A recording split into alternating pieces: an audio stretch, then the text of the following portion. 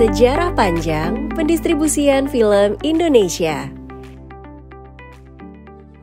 Industri perfilman menjadi salah satu subsektor ekonomi kreatif Indonesia yang berpotensi mengalami pertumbuhan pesat. Salah satu buktinya bisa dilihat dari peningkatan jumlah penonton film Indonesia di bioskop yang sukses melampaui ekspektasi dan mencetak rekor tertinggi, yakni mencapai 54 juta penonton pada 2022 silam. Pencapaian tersebut ternyata tidak bisa lepas dari pendistribusian film lokal ke bioskop-bioskop yang tersebar di seluruh Indonesia. Menilik ke belakang, bioskop di Indonesia memiliki sejarah yang cukup panjang. Dimulai dari kehadiran bioskop keliling, kemunculan gedung bioskop permanen pertama, jaringan bioskop yang luas, hingga pendistribusian film melalui layanan over the top atau OTT. 1900, bioskop pertama di Indonesia. Bioskop pertama Indonesia hadir pada 5 Desember 1900 di lapangan Pasar Gambir yang sekarang menjadi Monas. Kala itu masyarakat menyebutnya dengan istilah gambar hidup. Film pertama yang ditayangkan adalah film dokumenter bisu tentang Raja dan Ratu Belanda. 1905, masuknya film impor. Pada 1905 mulai banyak masuk film-film impor dari Amerika dan Eropa ke Indonesia dengan format audiovisual. 1926, film pertama Indonesia. Seiring dengan bermunculan bioskop di berbagai daerah, Indonesia pun sukses melahirkan film bisu pertamanya berjudul Lutung Kasarung tahun 1926 karya G. Kruger dan L. Heuveldorp. 1942, munculnya bioskop keliling.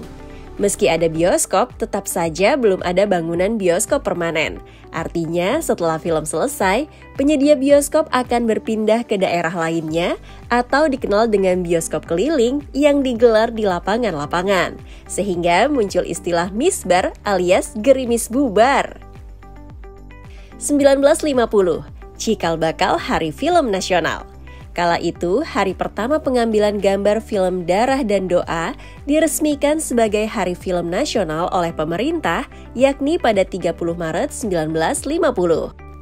1951, bioskop termegah dan terbesar pertama. Pada 1951, hadir Metropol yang merupakan bioskop termegah dan terbesar di Indonesia pada masa itu. Bioskop yang terletak di kawasan Megaria, Jakarta Pusat ini memiliki kapasitas 1.700 tempat duduk dan dilengkapi dengan beberapa fasilitas seperti ruang dansa hingga kolam renang. 1970, bioskop drive-in.